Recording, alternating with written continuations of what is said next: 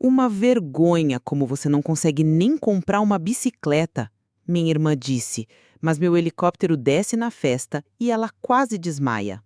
Uma vergonha como você não consegue nem comprar uma bicicleta. A voz da minha irmã, Cláudia, cortou o ar quente da tarde como uma faca. O som das risadas e das conversas na festa de família diminuiu e, de repente, todos os olhos estavam em mim. Eu senti o calor subir pelo meu pescoço. Um calor que não vinha do sol forte que castigava o gramado do sítio, mas da pura e simples humilhação. Eu estava parada perto da mesa de bebidas, com um copo de suco na mão, vestindo uma calça jeans antiga e uma blusa simples, a minha fantasia de coitada que eu vestia para eles há tanto tempo. A ocasião era o aniversário do meu sobrinho, filho dela, que completava 7 anos. O menino, com os olhos brilhando, tinha acabado de dizer que o seu maior sonho era ganhar uma bicicleta nova. Cláudia, então, aproveitou a oportunidade perfeita. Ela me olhou de cima a baixo, com aquele sorriso de desprezo que eu conhecia tão bem, e soltou a frase na frente de tios, primos e amigos da família. Não é, Larissa? A Juba ia dar o presente do seu sobrinho? Ah, esqueci, você mal tem dinheiro para a passagem de ônibus, ela completou. E algumas pessoas riram, um riso baixo e constrangido. Eu apenas dei um meio sorriso, um gesto que pratiquei por anos. Um sorriso que eles interpretavam como vergonha, como uma aceitação silenciosa do meu lugar naquela família, o de parente pobre, o projeto de caridade, a eterna história triste que eles contavam para se sentirem melhores com as próprias vidas. Ninguém ali imaginava o que se passava por trás daquele sorriso. Ninguém sabia que, por dentro, eu não sentia mais a dor de antes. Em vez disso, uma calma gelada tomava conta de mim. Uma paciência de quem sabe que o jogo está prestes a virar. Minha vida inteira foi assim. Desde pequena, eu era a segunda, a que ficava com as sobras. Cláudia, 2 anos mais velha, sempre teve tudo do bom e do melhor. Nossos pais não eram ricos, mas faziam de tudo por ela. Eu, por outro lado, ouvia que precisava entender a situação. Ganhei meu primeiro par de sapatos novos aos 10 anos. Antes disso, eram todos os sapatos apertados que Cláudia não queria mais. As roupas eram a mesma coisa.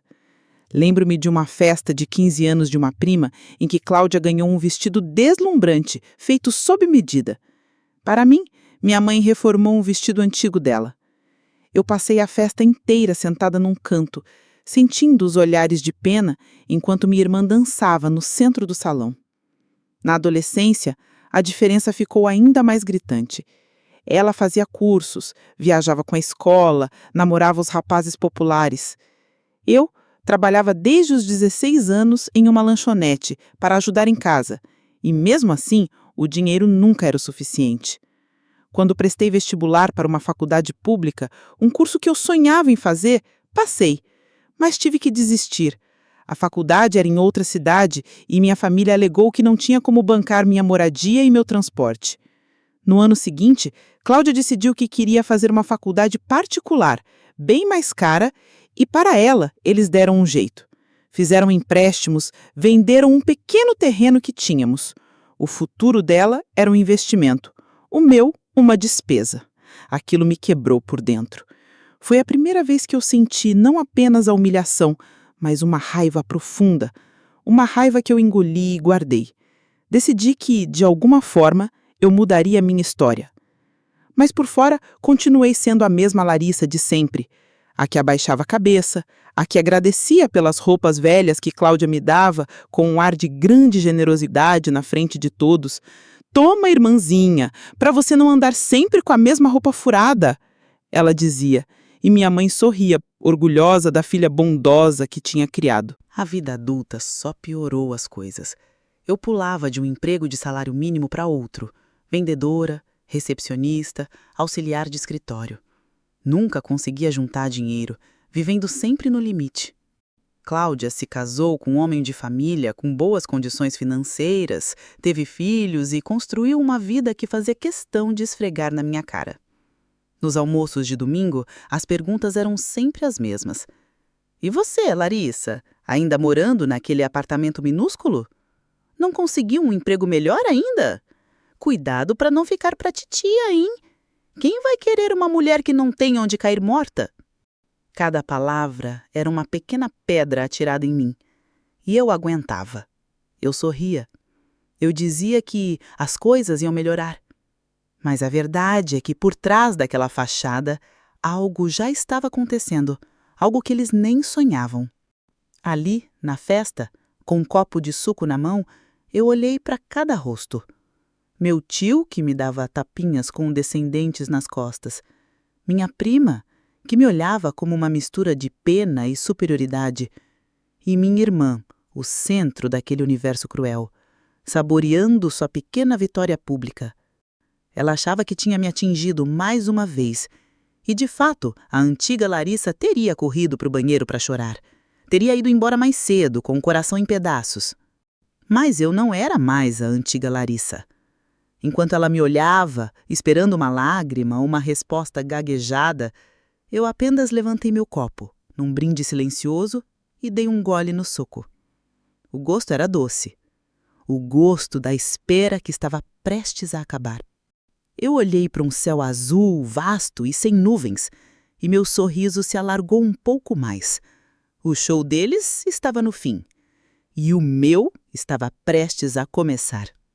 Tudo começou numa noite chuvosa, cerca de 5 anos antes daquela festa no sítio. Eu tinha sido demitida de mais um emprego, desta vez como caixa de supermercado, porque a loja estava cortando custos. Cheguei em casa, um kitnet úmido no subúrbio, com apenas o dinheiro do último pagamento no bolso. Naquele dia, Cláudia me ligou, não para perguntar se eu estava bem, mas para me convidar a ajudar a organizar o chá de bebê do seu primeiro filho. A palavra convidar era um eufemismo. Ela precisava de mão de obra barata para arrumar a decoração. E vê se não vem com essa cara de enterro, Larissa. Pelo menos uma vez na vida tente parecer feliz pelos outros. Ela disse antes de desligar. Naquela noite, sentada no meu colchão no chão, a raiva que eu vinha guardando transbordou. Não era uma raiva explosiva, mas uma chama fria e determinada. Eu estava cansada. Cansada de ser a coitada, a humilhada, o saco de pancadas emocional da minha família. Decidi que não viveria mais um dia daquela forma. Se ninguém ia investir em mim, eu mesma o faria.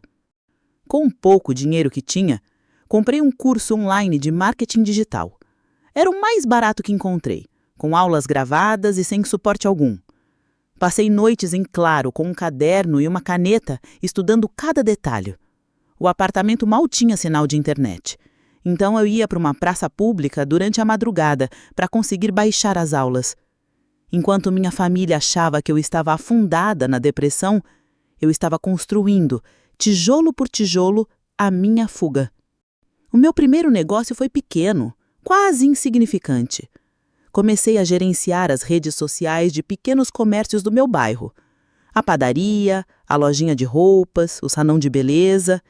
Eu cobrava uma ninharia, só o suficiente para pagar as minhas contas e reinvestir.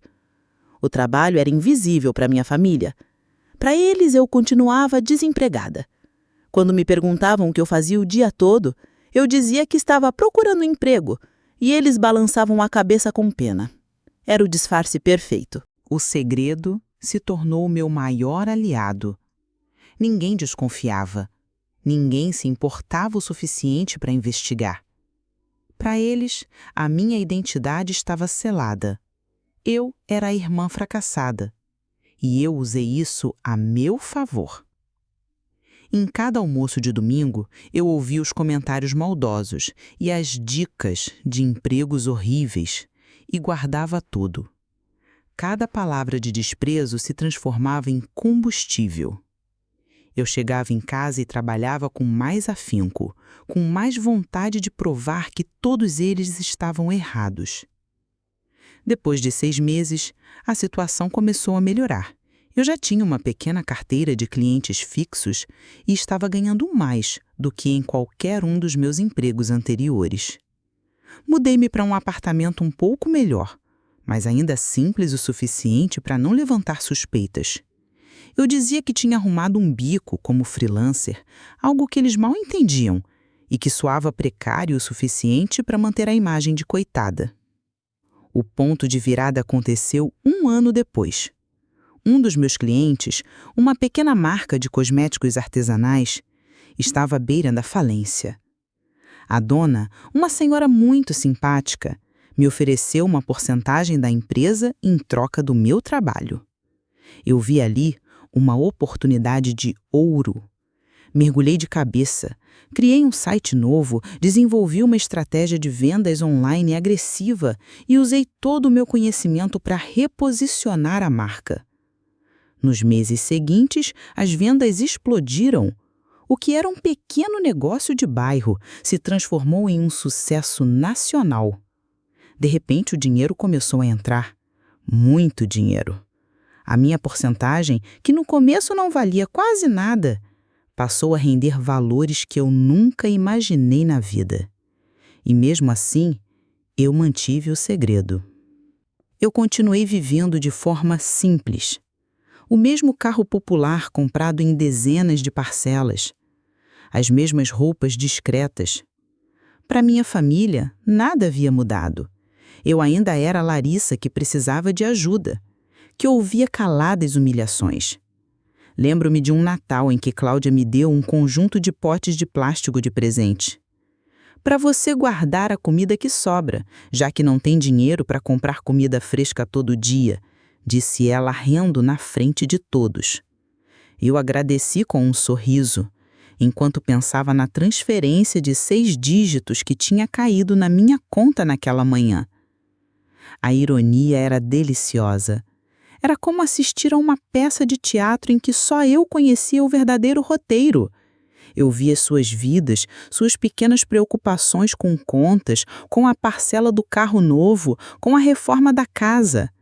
E achava tudo tão distante. Eu poderia comprar 10 casas como a da minha irmã, sem nem sentir o impacto no meu extrato bancário. Mas eu escolhi não fazer. Ainda não. Eu me tornei uma atriz. Eu ensaiava minhas expressões de tristeza e preocupação. Eu inventava histórias sobre contas atrasadas e dificuldades para pagar o aluguel. E eles acreditavam. Por que não acreditariam? Era a imagem que eles mesmos tinham construído para mim.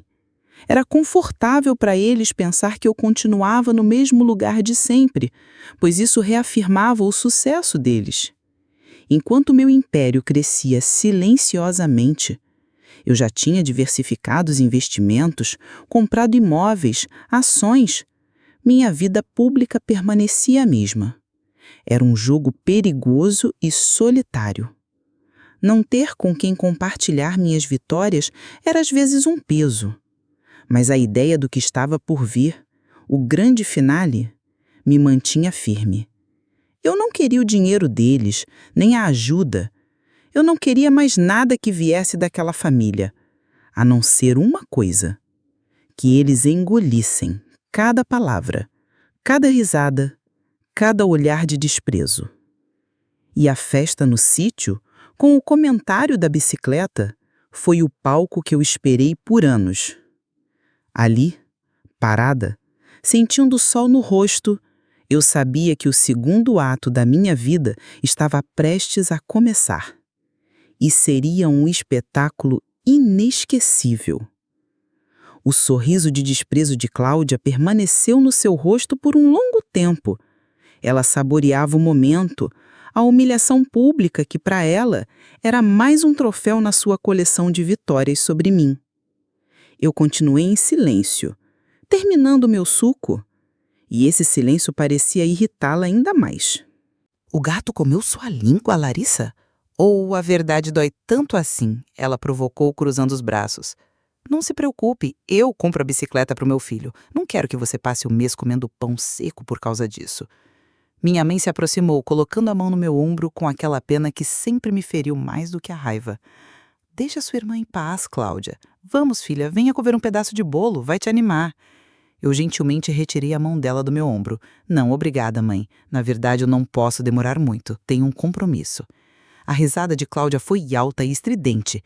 Compromisso? Que compromisso? compromisso uma desocupada como você pode ter num sábado à tarde? Uma entrevista para faxineira? Deixa de inventar desculpas para fugir da festa. Eu olhei para o meu relógio de pulso, um modelo simples, digital, que custou menos de R$ 50, mas era preciso e marcava a hora exata. Faltavam 2 minutos. É um compromisso de trabalho, Cláudia, respondi com a voz mais calma que consegui. Trabalho?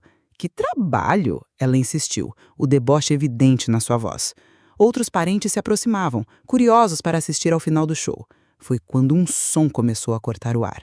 A princípio era baixo, um zumbido distante, um vum, vum, vum, rítmico. Meu tio olhou para o céu.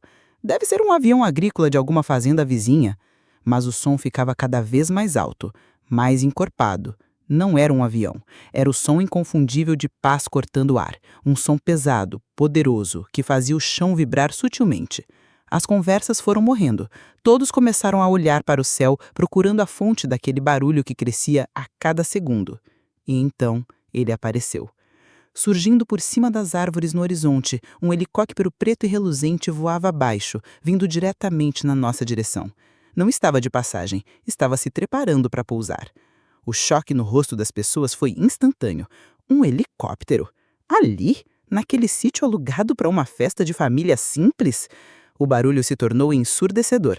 O vento deslocado pelas hélices varreu a área da festa. Guardanapos voaram, o cabelo das mulheres se agitou, e meu sobrinho, que antes choramingava pela bicicleta, agora apontava para o céu com os olhos arregalados de fascínio. A máquina desceu suavemente, com uma elegância intimidadora, e pousou em um campo aberto a uns 50 metros de onde estávamos. O motor diminuiu a rotação, mas o silêncio que se seguiu na festa era ainda mais pesado que o barulho. Todos estavam paralisados, olhando para a aeronave preta sem entender nada. De quem era? O que estava fazendo ali? Eu coloquei meu copo de plástico vazio sobre a mesa, ajeitei minha blusa simples e, sob o olhar atônito de toda a minha família, comecei a caminhar em direção ao helicóptero. Houve um murmúrio confuso atrás de mim. Ninguém se moveu. Eles apenas assistiam, como se eu fosse uma personagem em um filme que eles não conseguiam compreender. A porta lateral do helicóptero deslizou para o lado, e um homem de terno escuro e óculos de sol desceu. Era Paulo, meu piloto e assistente pessoal. Ele me viu e acenou com a cabeça. Senhora Larissa, estamos prontos. O trânsito aéreo está livre até o nosso destino. Eu acenei de volta. Obrigada, Paulo, já estou indo. Virei-me uma última vez para minha família. Eles eram estátuas de confusão e espanto. Os olhos de Cláudia iam de mim para o helicóptero e de volta para mim. Sua boca estava ligeiramente aberta, a cor sumindo do seu rosto. Aquele ar de superioridade tinha se desfeito como fumaça. Eu caminhei até ela, parando numa curta distância. Sua respiração estava suspensa. Sabe, Cláudia? Comecei, minha voz saindo clara e firme sobre o som residual das turbinas. Você tem razão. Eu realmente não posso ajudar a comprar a bicicleta do seu filho. Eu fiz uma pausa, vendo a confusão se transformar em algo parecido com medo nos olhos dela. Eu tenho uma reunião de negócios muito importante para fechar agora. É um contrato milionário e eu não posso me atrasar. O queixo dela caiu, literalmente. Seus olhos se arregalaram tanto que eu pensei que saltariam do rosto. Minha mãe levou a mão à boca e meu pai, que sempre fora passivo, deu um passo à frente, como se fosse dizer algo, mas nenhuma palavra saiu. Eu olhei para todos eles, um por um, para cada rosto que um dia me olhou com pena, com desprezo, com indiferença. Agradeço pela festa, eu disse, meu sorriso agora genuíno. Foi muito esclarecedora. Sem esperar por uma resposta, eu me virei e caminhei com passos firmes até o helicóptero. Paulo segurou minha mão para me ajudar a subir. Acomodei-me no assento de couro macio, coloquei os fones de ouvido para abafar o ruído e olhei pela janela. Lá embaixo, minha família continuava imóvel, uma pintura surreal de choque. Cláudia parecia ter perdido as forças. Ela se apoiou na mesa, pálida, quase desmaiando. Paulo fechou a porta e, com um solavanco suave, nós começamos a subir. Enquanto o sítio ficava cada vez menor, eu vi seus rostos se tornando pequenos pontos. Eu não senti euforia ou alegria exagerada. Senti uma paz. Uma sensação de libertação tão profunda que era quase física. O peso de 37 anos de humilhação estava finalmente sendo deixado para trás, lá embaixo, junto com eles. O capítulo mais doloroso da minha vida tinha acabado, e eu estava, literalmente, subindo em direção a um novo começo. O voo de helicóptero durou 20 minutos. 20 minutos em que eu não pensei em nada. Apenas observei a paisagem se transformar, as casas e os campos dando lugar aos prédios altos e ao brilho da cidade. Quando pousei no heliponto de um edifício comercial imponente, eu era outra pessoa. A Larissa do sítio, com suas roupas simples e seu sorriso ensaiado, tinha ficado para trás.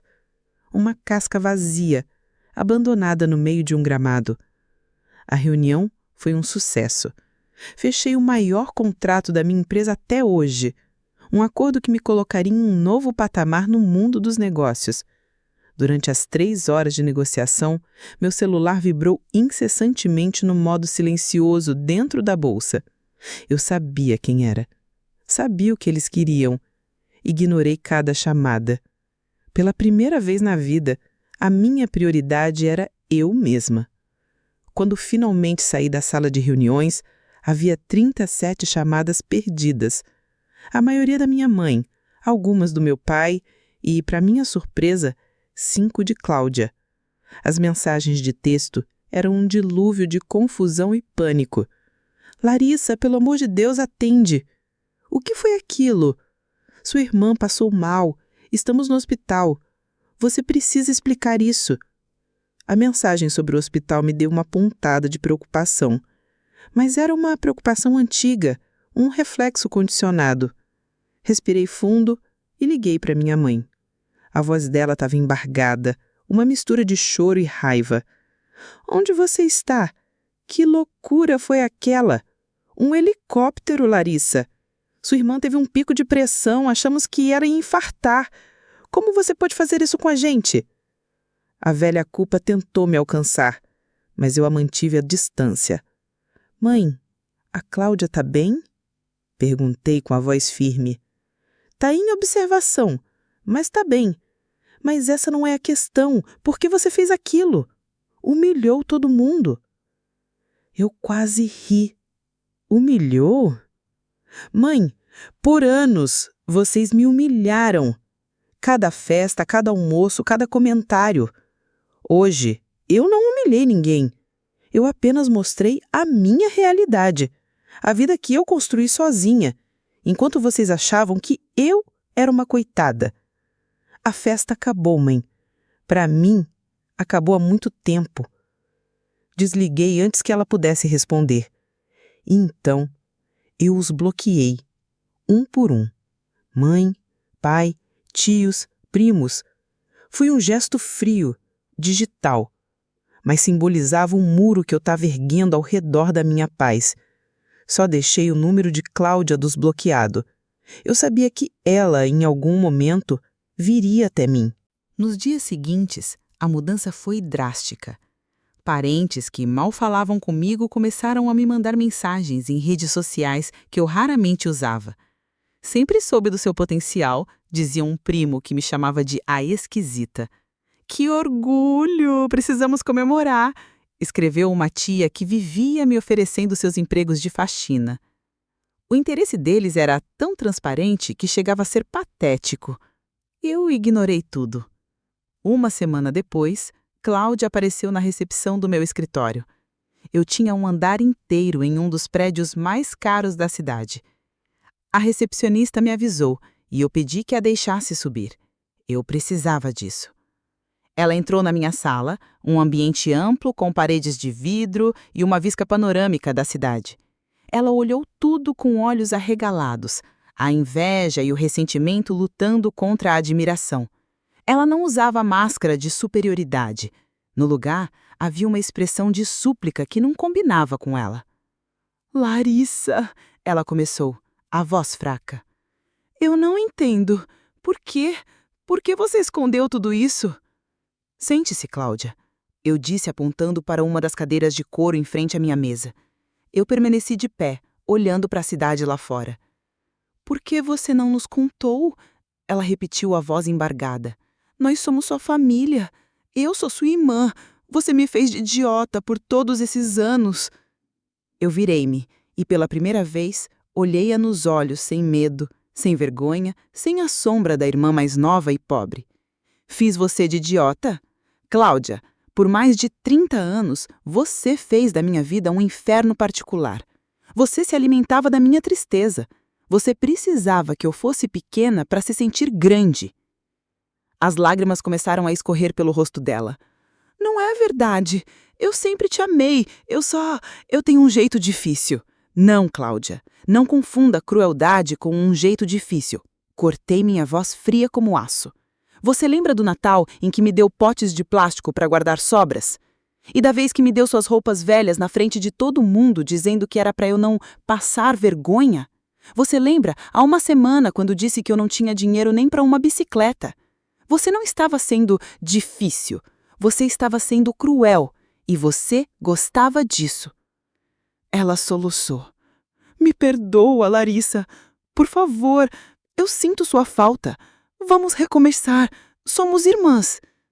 Eu me aproximei da minha mesa e me apoiei nela, olhando para ela de cima. Não, não somos. Irmãs não fazem o que você fez. E não vamos recomeçar. Sabe por quê? Porque você não está aqui para se desculpar por quem você é. Você está aqui por causa de tudo isso. Eu disse, gesticulando para a sala, para a vista, para tudo que o dinheiro podia comprar. Você não quer a mim. Você quer o que eu tenho. Se amanhã eu perdesse tudo, você voltaria a ser a mesma Cláudia de sempre. O silêncio dela foi a confirmação. Eu te perdoo, Cláudia, continuei, e vi um brilho de esperança nos olhos dela. Mas não se engane, eu não te perdoo porque você merece. Eu te perdoo porque eu mereço paz. Eu mereço seguir em frente sem carregar o peso do seu desprezo. O perdão é para mim, não para você. Mas perdoar não significa que eu queira você na minha vida. O lugar que você ocupava não existe mais. Levantei-me e fui até a porta, abrindo-a. Acabou, Cláudia. Vá embora e tenha uma boa vida. Ela me olhou derrotada. O último resquício de esperança se apagou do seu rosto. Ela se levantou e saiu da minha sala sem dizer mais uma palavra. Quando a porta se fechou, eu senti o último elo da corrente se quebrar. Eu era livre. Hoje, minha vida é cercada por poucas e boas pessoas. Meus sócios, alguns amigos verdadeiros que conheci ao longo do caminho, pessoas que me conheceram como a Larissa bem-sucedida, não a parente pobre. Eles me valorizam pelo meu caráter, pela minha inteligência, não pelo meu saldo bancário. Eu aprendi da maneira mais dura que família não é apenas sobre sangue. É sobre respeito, apoio e amor. E eu não recebi nada disso deles. Agora, eu construí minha própria família, meu próprio império, meu próprio mundo. Um mundo onde a humilhação não tem vez e onde a entrada só é permitida para aqueles que vêm para somar. O helicóptero não foi o ponto final. Foi apenas o começo da minha verdadeira jornada.